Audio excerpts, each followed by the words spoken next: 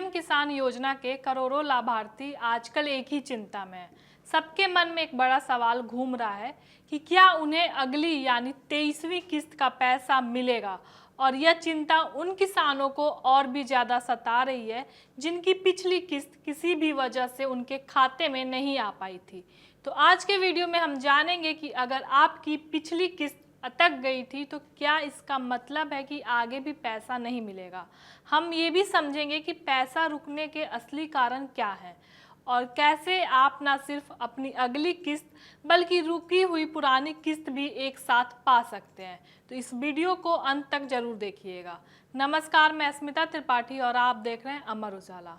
सबसे पहले तो एक बात साफ साफ समझ लीजिए कि अगर आपकी 22वीं या कोई भी पुरानी किस्त नहीं आई है तो आपको घबराने की बिल्कुल भी ज़रूरत नहीं है।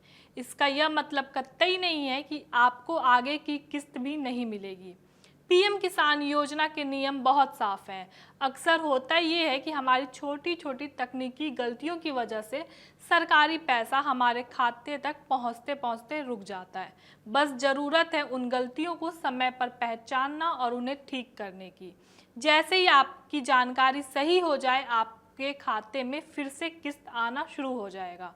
तो चलिए अब उन 4 बड़ी वजहों को समझते हैं जिनके कारण ज़्यादातर किसानों का पैसा अटक जाता है।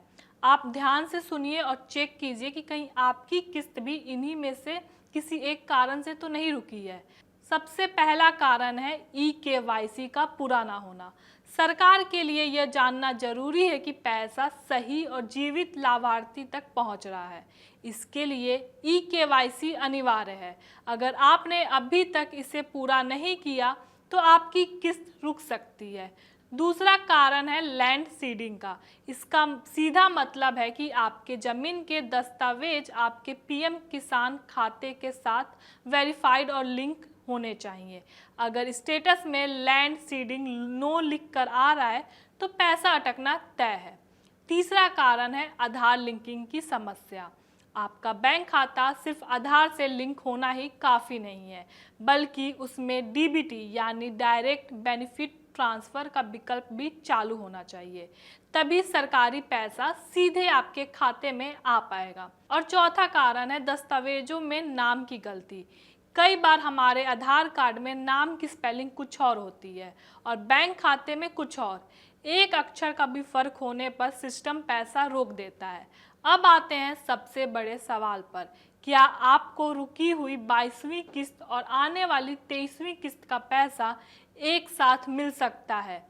तो जवाब है जी हाँ, बिल्कुल मिल सकता है अगर आपकी पिछली किस्त ऊपर बताई गई किसी तकनीकी वजह से रुकी थी और अब आपने उस गलती को सुधार लिया है।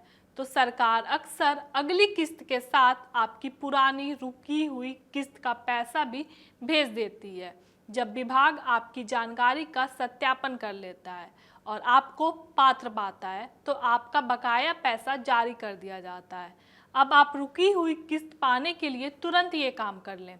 सबसे पहले पीएम किसान की आधिकारिक वेबसाइट pmkisan.gov.in पर जाएं और नो योर स्टेटस पर क्लिक करके अपना स्टेटस चेक करें।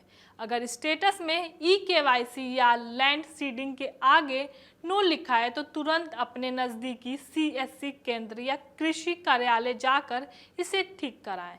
अगर आधार लिंकिंग या डीबीटी की समस्या है तो आपको अपनी बैंक ब्रांच में जाकर इसे चालू करवाना होगा। नाम की गलती होने पर आधार कार्ड या बैंक खाते में से किसी एक में नाम सही कराएं ताकि दोनों में एक जैसा हो सके।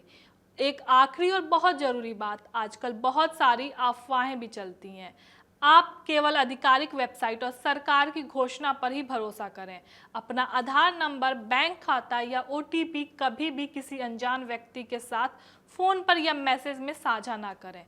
समय समय पर अपना स्टेटस ऑनलाइन चेक करते रहें ताकि आपको पहले से ही पता चल जाए कि कोई समस्या तो नहीं है। अगर आपको यह वीडियो पसंद आया है तो लाइक करें, शेयर करें और ऐसे ही वीडियो के लिए हमारे चैनल को सब्सक्राइब करें। आपके राज्य की खबरें, आपके शहर की खबरें सबसे पहले जानने के लिए देखते रहें अमर उजाला। चैनल को सब्सक्राइब जरूर कर लें और पाएं हर अपडेट।